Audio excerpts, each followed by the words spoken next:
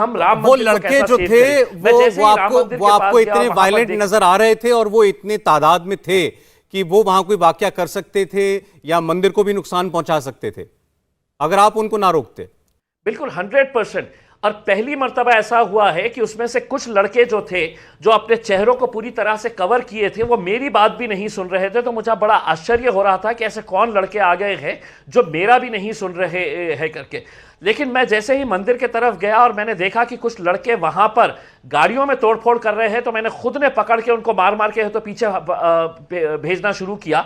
तो वो लड़कों ने मुझको मेरे ऊपर पथराव किया। जैसे ही मेरे ऊपर पथराव करना शुरू किया तो मंदिर में से पुलिस वाले भाग के आए और उन्होंने मुझे प्रोटेक्शन देकर कहा कि सर आप चलिएगा करके।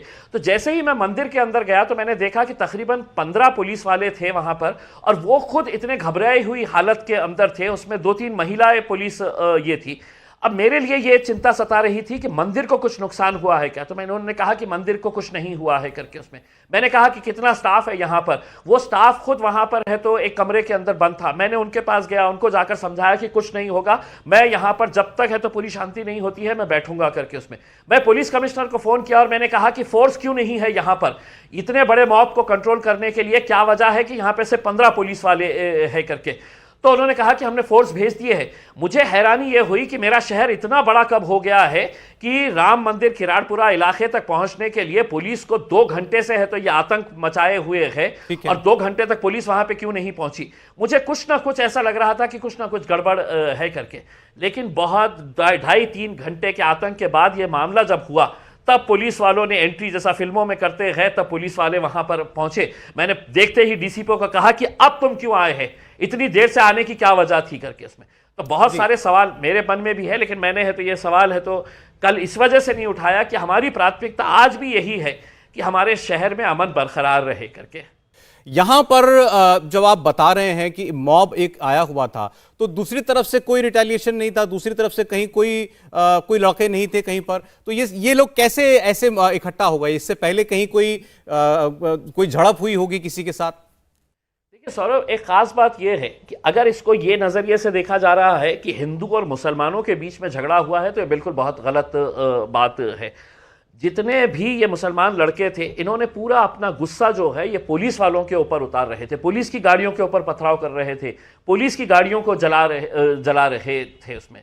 तो ये हिंदू मुसलमान वाला मामला नहीं था। ये बात सही है कि ये जो राम मंदिर है, ये जिस इलाके के अंदर है किराड़पुरा इलाका, ये मुस्लिम डोमिनेटेड एरिया है। लेकिन कई सालों से हर रामनवमी के टाइम के ऊपर वहां पर आरती होती है, वहां पर है तो जुलूस निकाला जाता है। और आपको हैरानी होगी कि जब रामनवमी का दिन आता है तो वहां के पूरे मुसलमान जो है वो जितने भी रामनवमी के जुलूस में जाने वाले लोग रहते हैं उनके ऊपर उनको शरबत पिलाने का वो काम करते हैं। कल भी किया उन्होंने। इतना होने के बावजूद भी हिंदू और मुसलमान साथ में उस जुलूस के अंदर निकले। शरबत पिलाने का काम जो कई सालों से होता आ रहा है वो कल भी किया गया था उसमें। हमारा तो सवाल ये है कि ये लड़के इतने सारे इतने कम वक्त के अंदर जमा अगर हुए थे तो पुलिस कहां थी? अगर इतने सारे पुलिस की गाड़ियां अगर जलाई गई थी तो मेरा सवाल यह है कि पुलिस कहां थी? महज इतने गाड़ियां जो जलाई गई है, पुलिस कहती है कि 13 गाड़ियां जली है पुलिस की, जिसमें बड़े बड़े वैन्स थे, तो वो पुलिस कहां थी फिर? पुलिस मंदिर के अंदर तो सिर्फ 15 पुलिस वाले थे। तो इतनी गाड़ियां जो पुलिस की जलाई गई है, आधे किलोमीटर की दूरी के ऊपर आपकी पुलिस फोर्स तैनात की गई, वहां पे फायर ब्रिगेड की गाड़ी खड़ी की गई थी, लेकिन वो फायर ब्रिगेड की गाड़ी को अंदर छोड़ा क्यों नहीं गया?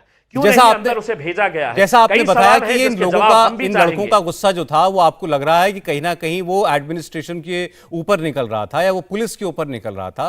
तो बीजेपी का और कहीं ना कहीं वहां जो महाविकास अघाड़ी में जुड़े हुए दल हैं, उनका आपके ऊपर इल्जाम यह है कि आपने जो एक आंदोलन छेड़ रखा है या एक एजिटेशन जो आप कर रहे हैं औरंगाबाद का नाम बदल करके संभाजी नगर रखने का, उससे एक आक्रोश जो आपने वहां के नौजवानों के मन में भरा, वो वहां के प्रशासन के ऊपर निकला है और वो इस सूरत में निकला है।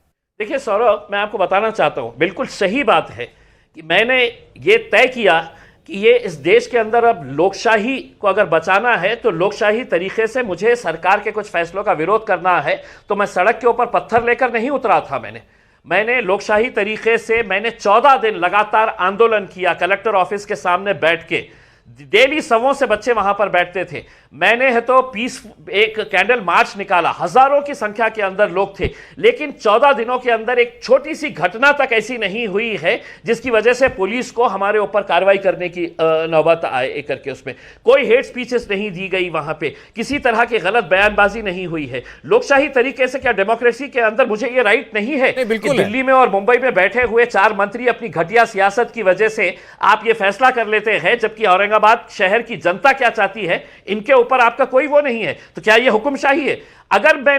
अगर कोई आतंकी मैंने खेल खेला होता, आप जो मुझ पर ये कह रहे हैं, आज जो ये भाजपा और सेना वाले कह रहे हैं कि नहीं वो आपने किए थे, तो वो 14 दिनों के अंदर वो रिएक्शन नहीं आना चाहिए था क्या? जब हम पीसफुल तरीके से बैठे हुए थे, 14 दिनों के अंदर जब हम पीसफुल मार्च निकाले हैं हजारों की तादाद के अंदर, तो वहां पर है तो उसका रिएक्शन नहीं होना चाहिए था। आपको पीसफुल एजिटेशन करने का पूरा अधिकार है, ये तो एक पॉलिटिकल आरोप है जो आपके ऊपर लग रहा है। इंडिया टीवी हर वक्त हर जगह डाउनलोड करने के लिए सर्च करें India TV news Google play store या ऐप स्टोर पर।